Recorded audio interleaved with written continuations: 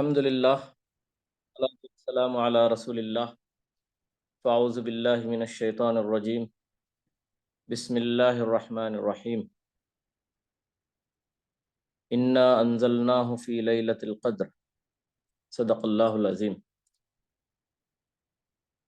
محترم سامعین، الحمدللہ ہم 12ویں پارے میں ہیں، 12واں پارہ اور پھر آج 13واں پارہ بھی آدھا ہو جائے گا انشاءاللہ۔ سورہ ہود شروع ہوا تھا جس میں نوح علیہ السلام کا ذکر ہوا، ان کی قوم کا ذکر ہوا، کس طرح سے انہوں نے سالوں سال ڈیکیڈز آف ہز اسٹرگلز اللہ کی طرف بلانے کے لیے۔ تو یہاں پر دراصل ان واقعات کے ذریعے سے اللہ کے رسول صلی اللہ علیہ وسلم کو دلاسا دیا جا رہا ہے، تسلی دی جا رہی ہے کہ آپ پریشان نہ ہو، یہ مخالفتیں ہو رہی ہیں، پہلی بار نہیں ہے، اس سے پہلے کی امتوں پر بھی، اس سے پہلے کی امتوں نے بھی نبیوں پر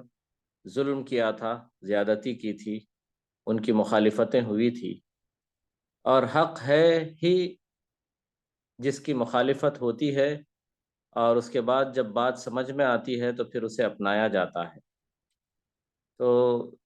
سیدھے ہاتھوں اپنا لیا جائے بنا سوچے سمجھے تو پھر وہ تو حق نہیں، عصبیت ہوگی۔ میرے ماں باپ نے کہا، میرے بزرگ نے کہا، میرے استاد نے کہا، میرے مرشد نے کہا، چاہے وہ صحیح ہو یا غلط ہو، کیونکہ انہوں نے کہا اس لیے میں اپناتا ہوں تو وہ حق نہیں ہوا۔ تو حق کی پہچان ہی یہ ہے کہ اسے پرکھا جائے، اسے ٹھوک بجا کر دیکھا جائے، اس کے بعد جب وہ حق نظر آئے، اس کے لیے دلیل ملے، پروف ملے، اور دل اور دماغ اسے تسلیم کرے تو اسے حق کہا جاتا ہے۔ تو جب پرکھا جاتا ہے تو جب تک وہ سمجھ میں نہ آ جائے اس کی مخالفت ہوتی ہے، اس بات کو سمجھنا ضروری ہے۔ تو انبیاء کی مخالفت ہوئی ہے اور ہر حق پرست کی مخالفت ہوگی۔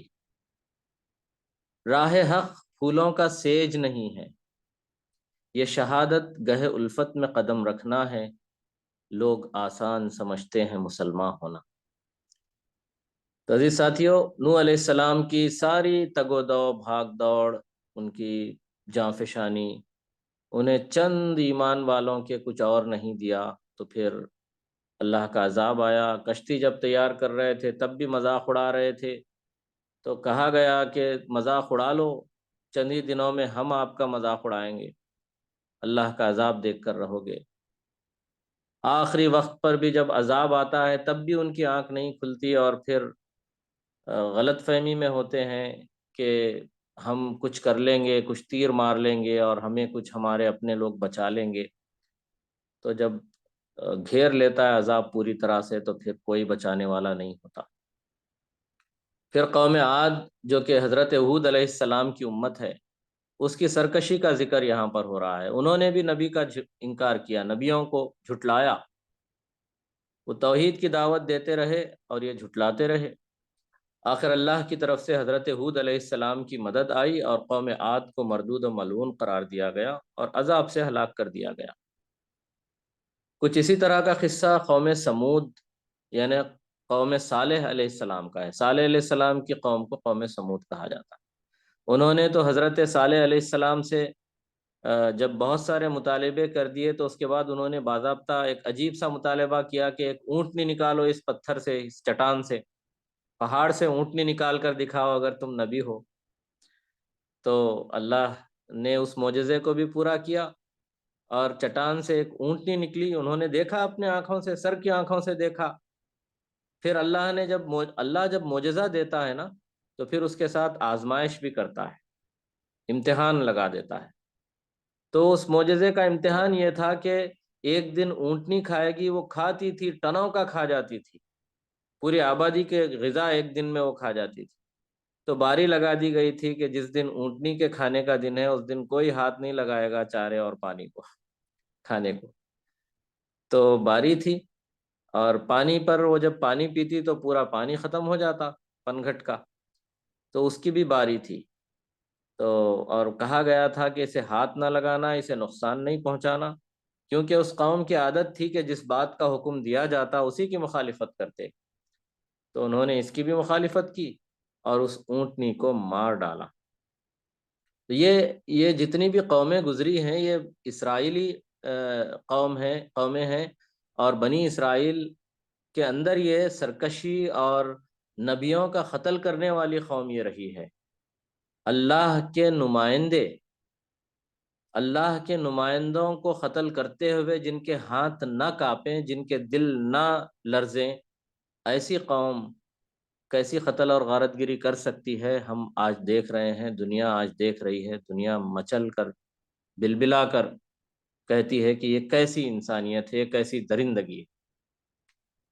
تو وہ قوم ہے جنہوں نے انبیاء کا قتل پے در پے کیا، ان کی سرکشی کی، ان کی نافرمانی کی، ان کو جھٹلایا۔ اللہ نے ان پر کئی طریقے کے عذاب ڈالے، تو یہاں پر بھی ان پر عذاب آیا،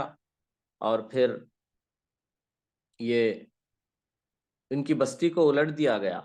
عذاب ایک نئی زوردار آواز آئی اور پھر وہ ان کا کام تمام ہو گیا۔ ان سب واقعات سے اللہ تعالیٰ نے جو دنیاوی نعمتیں دی ہیں اس کے بارے میں اللہ تعالیٰ بتانا چاہتے ہیں کہ یہ انعام کرنے والے کا شکر جب تک ادا کرتے ہیں تو وہ نعمتیں رہتی ہیں، اور شکر ادا نہیں کرتے تو وہ نعمت چھین لی جاتی ہے، بلکہ اس کے ناشکری کا عذاب مسلط کر دیا جاتا ہے۔ دیکھیں بہت اہم بات ہے یہ، لئن شکرتم لازیدنکم، اصول بتاتے ہیں اللہ تعالیٰ قرآن میں، فارمولیز بتاتے ہیں قرآن اور حدیث میں، خوش رہنے کا اور سکون سے رہنے کا، دل اور دماغ کا سکون اللہ تعالیٰ دینا چاہتے ہیں۔ وہ فارمولا کیا ہے؟ نعمتوں پر اللہ کا شکر ادا کرو، اللہ تعالیٰ اس میں برکت دے گا، اسے اور بڑھائے گا، خوب نوازے گا۔ اس کو سائنس بھی ریسرچ کر کے کہتی ہے لا آف اٹریکشن۔ جب آپ پازیٹیولی اٹریکٹ ہوتے ہیں کسی چیز کے لیے، تھینکفل اور گریٹفل ہوتے ہیں بنانے والے کے لیے، تو غیر مسلم بھی کہہ رہے ہیں کسی پاور ہے، جو پاور ہے جس کو آپ گریٹفل، جس کے لیے ہونا چاہیے، اس کے لیے آپ گریٹفل جب ہوتے ہیں، وہ تو خدا ہے، ہم جانتے ہیں اللہ ہے، تو پھر وہ خود بخود ایک تو وہ نوازتا ہے، دوسرے اللہ تعالیٰ اس دنیا میں ایسے ہی کوئی چیز چھو منتر کی طرح نہیں کر دیتے، یہ دارالاسباب ہے۔ تو یہاں پر اللہ تعالیٰ ہمارا امتحان لے رہے ہیں، تو اس امتحان کے لیے جب ہم پازیٹیو ہوتے ہیں تو ہمارے سامنے آنے والے جو مواقع ہوتے ہیں، اپرچونٹیز ہوتے ہیں، اس کو ہم اویل کرتے ہیں، کیونکہ ہم پریشان نہیں ہوتے، ہم اطمینان کے ساتھ، ہماری نگاہ حالات پر ہوتی ہے اور مواقع پر ہوتی ہے، تو ہم دیکھتے ہیں، سمجھتے ہیں اور صحیح پلاننگ کرتے ہیں اور صحیح اپروچ کرتے ہیں، تو پھر وہ پازیٹیوٹی ہم کو جو شکر گزاری کے ذریعے سے مل رہی ہے وہ اور ترقیاں دلاتے جاتی ہے۔ ہاں نقصانات بھی ہوتے رہتے ہیں زندگی میں، نقصانات آئے دن کچھ نہ کچھ چھوٹے بڑے نقصانات، لیکن جو نیگیٹو آدمی ہوتا ہے، ناشکرا ہوتا ہے، وہ صرف نقصانات کو فوکس کرتا ہے اور پریشان ہوتا چلا جاتا ہے۔ تو اس کا جو پریشان ذہن ہے، اس کو اس کے سامنے کے جو اپرچونٹیز ہیں ڈیولپمنٹ کے لیے، جس کو اویل کر سکتا ہے، استعمال کر سکتا ہے، اس پر فوکس نہیں کر پاتا، جس کی وجہ سے اسے وہ مس کر بیٹھتا ہے، چھوڑ دیتا ہے، گنوا دیتا ہے، اور وہ پھر انہی پریشانیوں میں، اسی کے دلدل میں پھنسا، بس تنزلی کہتے ہیں اسے، فال جو اس کا ہوتے رہتا ہے کنٹینیوس، اس کا وہ خمیازہ بھگتتا جاتا ہے۔ اور پازیٹیوٹیز دیکھیں، ہم نقصانات کو فوکس کرنا چھوڑ دیں، چاہے کسی کنڈیشن میں ہیں، روزانہ ایک 5 نعمتیں اللہ کی میری زندگی میں کیا ہے گننا شروع کریں۔ بچوں سے بھی یہی ہم اس کی پریکٹس کروائیں، 5 نہیں، 10 نہیں، 15 آرام سے گن سکتے ہیں، 15 20 50 بھی کوئی گن سکتا ہے، لیکن 5 سے شروع کریں یا 2 سے شروع کریں۔ روزانہ 2 نعمتیں اللہ کی میرے پاس ہیں، اس کو میں گنوں اور ٹک کروں۔ روزانہ 5 10 ایسے ہم کرتے جائیں گے، کتنی بے شمار نعمتیں میرے پاس اللہ کی ہیں۔ میں سانس لے سکتا ہوں، میں دیکھ سکتا ہوں، میں سونگ سکتا ہوں، میں فیل کر سکتا ہوں، بہت ساری چیزیں ہیں، تفصیلات میں جانے کا ٹائم نہیں ہے۔ تو پازیٹیوٹی بہت اہم چیز ہے، شکر گزاری کے ذریعے سے پازیٹیوٹی آتی ہے، اور شکر گزار مطمئن بھی رہتا ہے اور وہ ترقی بھی کرتا ہے، وہ صحیح پلاننگ کرتا ہے۔ نقصانات کو نظر انداز کرتا ہے، اللہ کی طرف سے ہوگا، چلو چھوڑو جو بھی ہو گیا اللہ کی طرف سے، اگر میری غلطی سے ہوا ہے تو میں اس کو کریکٹ کر لوں گا، اور اگر میں نے غلطی نہیں کی ہے، اللہ کی آزمائش ہے، تو میں صبر کروں گا، اور پھر انشاءاللہ اللہ اس کا بہتر بدلہ دے گا۔ تو جو چلا گیا اس کو لے کر بیٹھنے سے وہ چیز واپس تو نہیں آتی، بلکہ اور الٹا طبیعت اور پھر بہت سارے وقت کی بربادی ہوتی ہے۔ تو شکر گزاری نعمتوں کو اور بڑھاتی ہے کی بات یہاں پر آئی ہے، جس سے نعمت دینے والے اللہ کو پہچاننا اہم چیز ہے، جس کو ہم پہچانتے ہیں تو اللہ پاک ہم سے خوش ہوتا ہے، اور ہم ورنہ پھر وہ ہمیں جب نظر انداز کر دے تو پھر وہ ہمارے لیے ہلاکت ہے۔ اللہ اگر ہمیں نظر انداز کر دے تو ہم کہیں کے نہیں رہیں۔ تو یہ چیز ہمیں سمجھنا چاہیے۔ ہم لوگوں پر، حکمرانوں پر رونا روتے ہیں اور بہت سارے حالات پر رونا روتے ہیں، تو ہم پازیٹیو رہیں، اللہ کے بندے ہیں، اللہ کے بتائے ہوئے طریقے کو اپنائے رکھیں گے، انبیاء کا جو مشن ہے، نبیوں کی جو دعوت ہے اس کو ہم اپنائیں گے، تو پھر ہم انشاءاللہ کامیاب ہو کر رہیں گے، چاہے دنیا کی نظر میں کتنے ہی ناکام کیوں نہ ہو۔ اس کے بعد پھر قضیہ ضیافت ابراہیمی کے ضمن میں ابراہیم علیہ السلام کے پاس کچھ مہمان آئے تھے، قوم لوط وہاں پر ہے، اس کا ذکر بھی ہے۔ تو ابراہیم علیہ السلام کے پاس فرشتے آتے ہیں لوط کی قوم لوط پر عذاب لے کر، تو اس کا ذکر یہاں پر آیا ہے، وہ گھبرا جاتے ہیں، پھر ان کو بچے کی بشارت، اسحاق کی بشارت ملتی ہے، تو اس کے بعد پھر کہا جاتا ہے کہ تم پریشان نہ ہو، ہمارا مشن تو کچھ اور ہے، اس قوم جو گنہگار قوم ہے، قوم لوط، جو کہ ہم جنس پرستی کے، مطلب یہ لوگ جو سیم جنڈر کا جو آج کل LGBT کے نام پہ جو چیزیں لا بن کر حکومتیں جس کو پاس کر رہی ہیں، ہیومن رائٹس کے نام پر جس بے حیائی کے گندے ناچ کو گندگی کو پھیلا رہی ہیں اور اسے لیگل بنا رہی ہیں، اس کے بارے میں دیکھیں قرآن نے کہا کہ یہ بہت بڑی بری گندگی ہے، اور جس کی وجہ سے قوموں پر عذاب آتا ہے، امتیں یا قومیں اس کے اندر مبتلا ہوتی ہیں۔ تو اللہ نے کیسے عذاب دیا؟ اس پوری بستی کو الٹ دیا، الٹنے کے بعد لگاتار ان پر پتھروں کی بارش ہوتی رہی۔ سو جو ہم جنس پرستی، سیم جنڈر مرد حضرات کے جو شیدائی وہ تھے، یہاں تک کہ وقت کے نبی نے کہا کہ میری بیٹیاں ہیں ان سے شادی کر لو، لیکن ان کا جو جواب تھا، یہ سب قرآن کے اندر اللہ نے ذکر کیا ہے۔ تو جب تک ہم برائی کو برائی سمجھیں گے نہیں، دیکھیں جس ماحول میں رہتے ہیں، جس کلچر میں رہتے ہیں، جس سوسائٹی میں رہتے ہیں، ہمارا نفس ہے، ہمارے انسان کی ایک فطرت ہے کہ وہ اس کو اڈاپٹ کرتے چلا جاتا ہے، پرسیپشنز بلڈ ہوتے ہیں، تو وہ اس کو برائی کے ماحول میں رہتے رہتے جب اس کے بارے میں آواز نہیں اٹھاتا ہے، اس کی فطرت اندر سے پکارتی ہے کہ یہ غلط ہے، لیکن وہ جب شروع میں اس آواز کو، اندر سے نیچر کی آواز کو نظر انداز کرتا ہے، اگنور کرتا ہے، تو پھر وہ اس کی فطرت بدل جاتی ہے اور وہ برائی کو اچھائی گرداننے لگتا ہے، تصور کرنے لگتا ہے، اور پھر اس برائی کو جسے وہ اچھائی سمجھ رہا ہے اسے ایک مشن بنا کر اس کو پروموٹ کرنے لگتا ہے، اسے اڈاپٹ کرتا ہے، اسے کلچر کا نام دیتا ہے، اور اس کے خلاف بولنے والوں پر ہنستا ہے، ان کا مذاق اڑاتا ہے، یا انہیں جیل میں ڈالنے کی بات کرتا ہے، یا جو بھی ہے۔ تو یہ پرسیپشنز ہیں جسے ہمیں سمجھنا چاہیے کہ ہم کس چیز کو صحیح سمجھیں، کس چیز کو غلط سمجھیں۔ اللہ نے بتایا ہے، کیونکہ وہ ہمارا بنانے والا ہے، وہی بہتر جانتا ہے۔ تو قرآن اور حدیث میں یہ باتیں واضح طور پر بتا دی گئی کہ یہ گندگی ہے، اس کی طرف نہ جائیں۔ حضرت شعیب علیہ السلام کی قوم کا ذکر آیا، جو کہ قوم ناپ تول میں ڈنڈی مارتی تھی، کمی بیشی کرتے تھے، ناپ میں، خرید و فروخت میں، کوئی چیز دینے میں، ناپنے تولنے میں۔ پھر امت محمدیہ کو بھی سورہ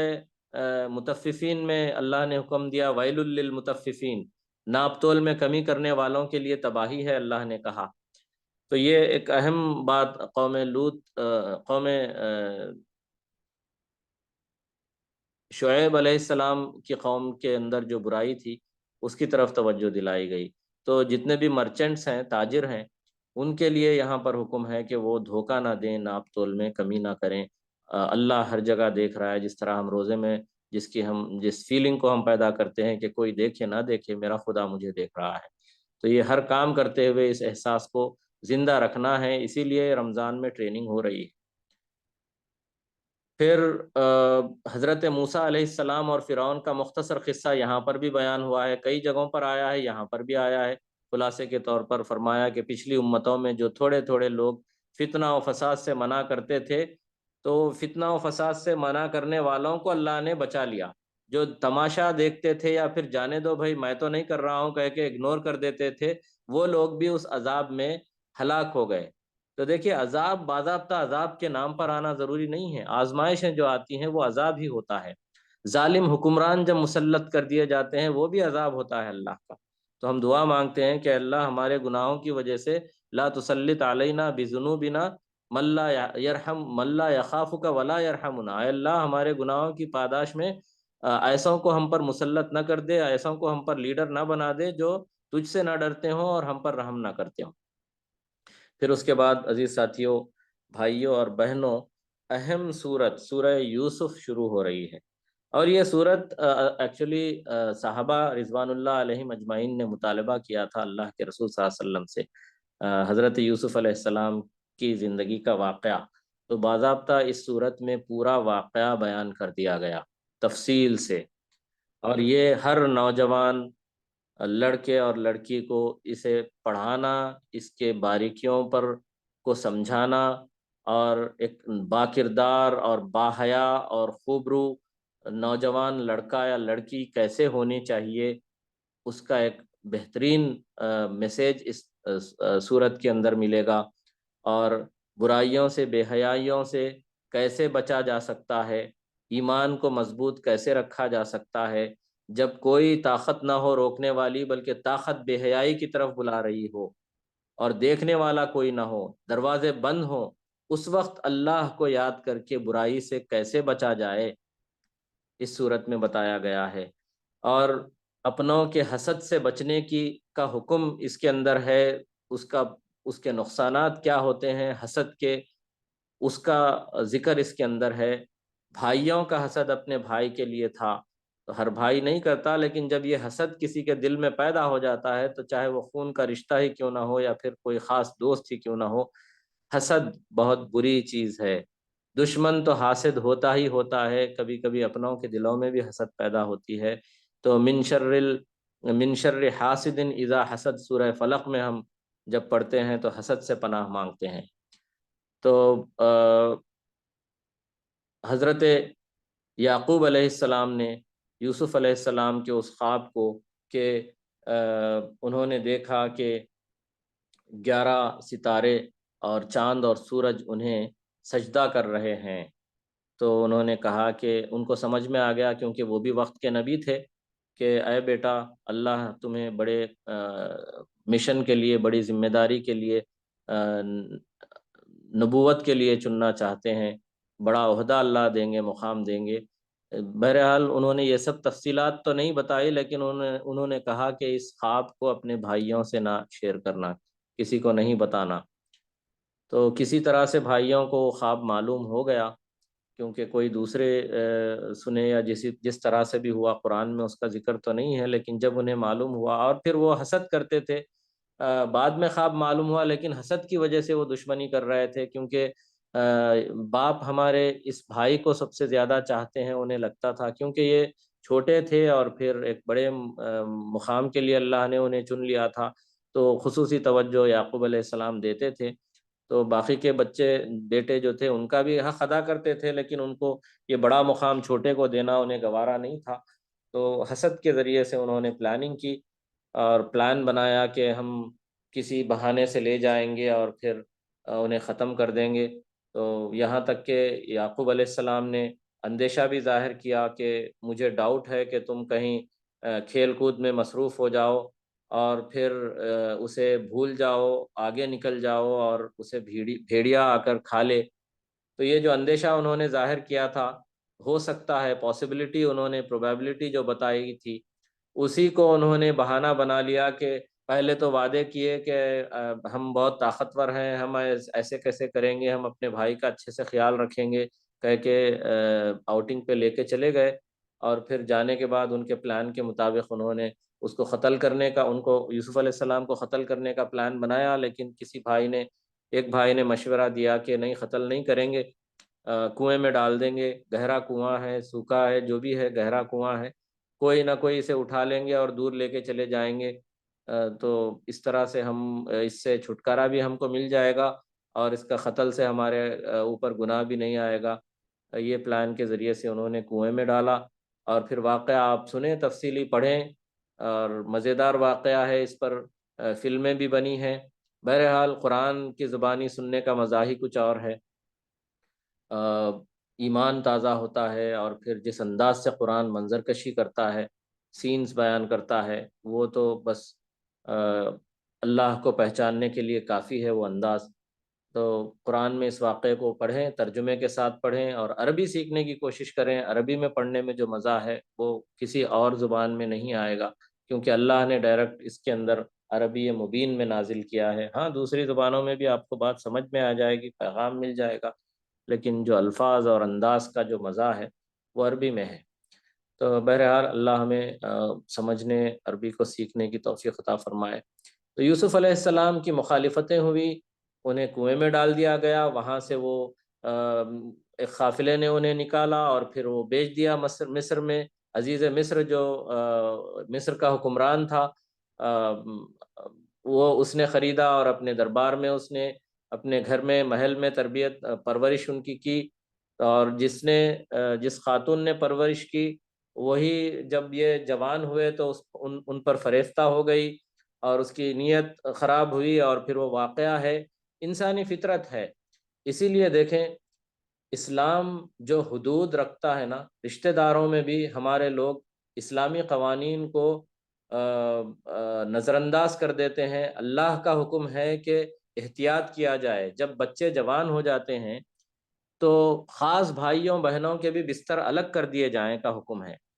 لیکن ہمارے سوسائٹیز میں یہ دیکھا جاتا ہے کہ کزن بردرس اینڈ سسٹرز کو خاص بھائیوں بہنوں سے زیادہ ان پر بھروسہ کیا جاتا ہے، اور نوجوان لڑکے لڑکیاں ہنسی مذاق، کھیل کود، بلکہ شادی بیاہ میں رنگ ریلیاں کرنے، رنگ ڈالنے، پانی ڈالنے جیسے مذاق، اور پھر گیت وغیرہ اور ہلدی وغیرہ کے رسوم میں جو دیکھنے میں آتا ہے، یہ اصل ہے آگ جو ہوتی ہے۔ آگ کے پاس جب پیٹرول خرید جاتا ہے، یا پھر فلیمیبل جو بھی سبسٹانس ہوتا ہے، تو آگ لگنا فطری ہے۔ آپ چاہے جتنی باتیں بنا لیں، اللہ نے یہ اصول بنایا ہے۔ دیکھیں، جس خاتون نے اس بچے کو اپنے گود میں، اپنے دربار میں پرورش کیا، پیدا تو نہیں کی تھی، ماں کے جذبات الگ ہوتے ہیں، لیکن خاتون تھی بہرحال، اور جب نوجوان، جب عنفوان شباب پر وہ تھا، اور یوسف علیہ السلام کی خوبصورتی تو بس سبحان اللہ، تو نیت خراب ہوئی، تو اس سے یہ میسیج ملتا ہے، یہ پیغام ملتا ہے کہ اللہ نے جو اصول بنائے ہیں، جو حدود ہیں، جو باؤنڈریز ہیں، اس کو ہم اچھے سے اس کا خیال کریں، اپنے بچوں پر ان باؤنڈریز کو ہم زور زبردستی نافذ کرنے کے بجائے ان کو لاجیکلی سمجھائیں، اور بتائیں کہ آپ کی قدر اور عزت کی حفاظت کرنا ضروری ہے، کیونکہ آپ بڑے مقام اور مرتبے والے ہیں، آپ کی زندگی بہت ہی محفوظ ہے، اور پاک اور نیک صالح آپ بننا چاہتے ہیں، رہنا چاہتے ہیں، تو آپ کو ان حدود کا خیال کرنا پڑے گا۔ تو یہ باتوں کو ہم سمجھیں، ان واقعات کے ذریعے سے، صرف قصے نہیں ہیں، ان قصوں کے اندر ایک ایک پہلو بہت اہم ہے۔ نگاہوں کا بھی پردہ ہوتا ہے، پھر آزمائشیں جب آتی ہیں تو اس میں پورا اترنا، اور پھر جب انسان اللہ کا شکر گزار ہوتا ہے، پازیٹیو سوچ اس کی جب ہوتی ہے، اور اپنے مقصد کو سمجھتا ہے، تو چاہے وہ کس آزمائش میں کیوں نہ ہو، کس مقام پر کیوں نہ ہو، وہ اس آزمائش میں، اس مقام پر اللہ کی دی ہوئی ذمہ داری کو ادا کرتا رہے گا۔ اور یوسف علیہ السلام نے کیا،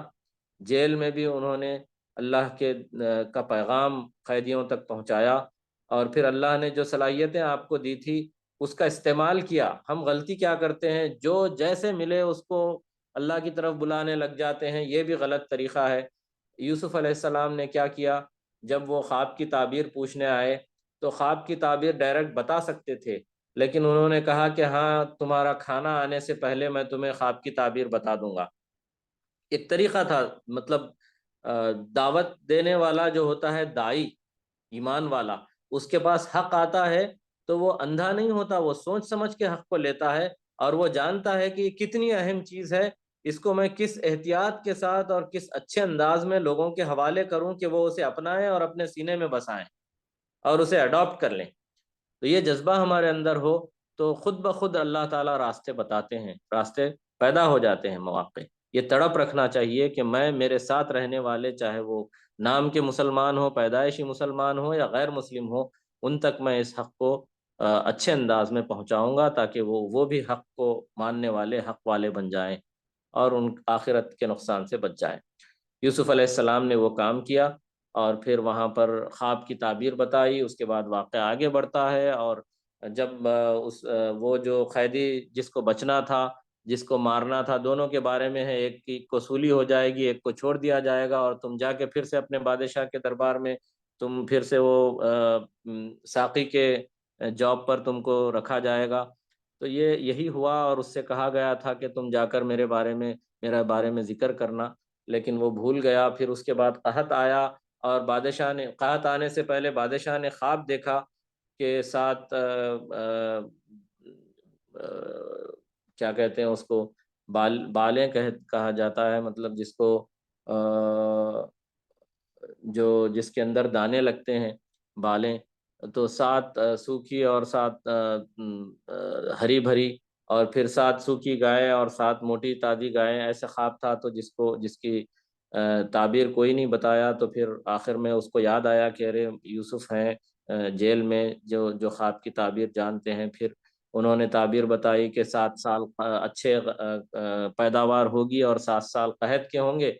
اس کے بعد انہوں نے حل بھی بتایا کہ کیسے اس کو آپ اس قحط سے بچ سکتے ہیں۔ 7 سالوں میں آپ جب سٹور کر لیں گے، غلہ جمع کر لیں گے، تو ان 7 سالوں میں کھائیں گے، اس میں خوب کاشت کریں گے اور اس میں کھائیں گے۔ تو بادشاہ کو آپ کا آئیڈیا پسند آیا، اور آپ ہی کو اس نے فائنانس منسٹر بنا دیا، خزانوں پر آپ کو ذمہ دار بنا دیا۔ تو یہ اس طرح سے ہم اپنے اندر ٹیلنٹ بچوں کو بتائیں کہ پڑھیں لکھیں، ہونہار بنیں، باصلاحیت بنیں، اور اپنی صلاحیتوں کو پیش کریں دنیا کے سامنے۔ دین کے نام سے نہیں، آپ صلاحیت کا لوہا منوائیں، اس کے بعد آپ کا ایمان خود بخود آپ سے دعوت کا کام لے لے گا۔ اور پڑھتے وقت صلاحیتوں کو پروان چڑھاتے وقت اسلام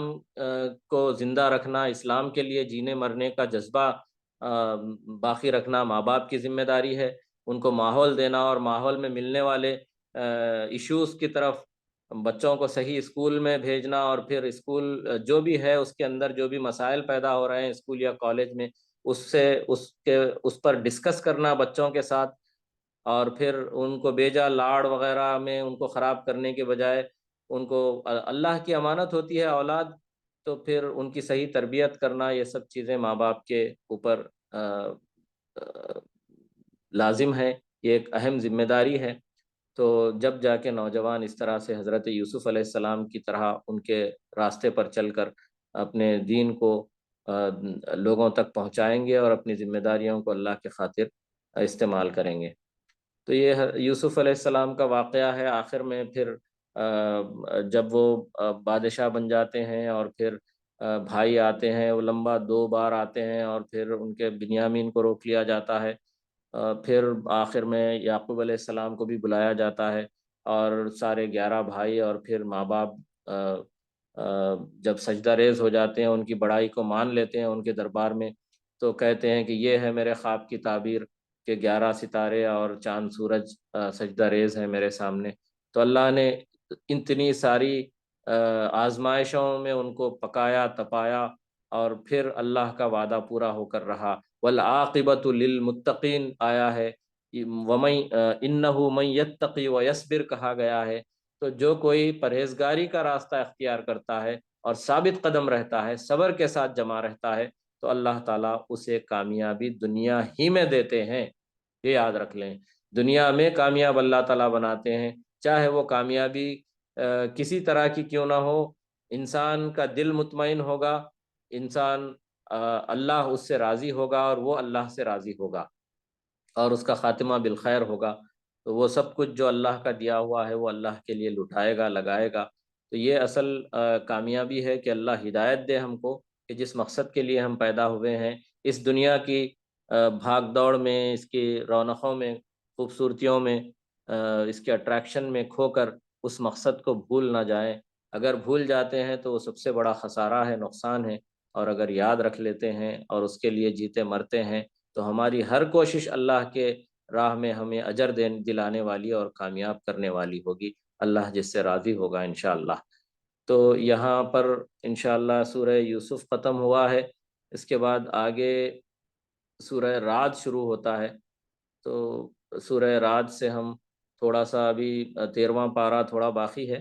تو رعد انشاءاللہ کل ہم اس پر گفتگو کریں گے، کل بھی 1.25 پارے سے 1.5 پارے تک انشاءاللہ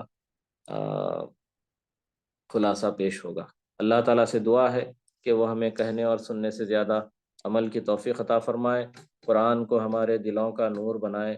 گھروں کا نور بنائے، ہماری زندگیوں کا نور بنائے، اور پھر جب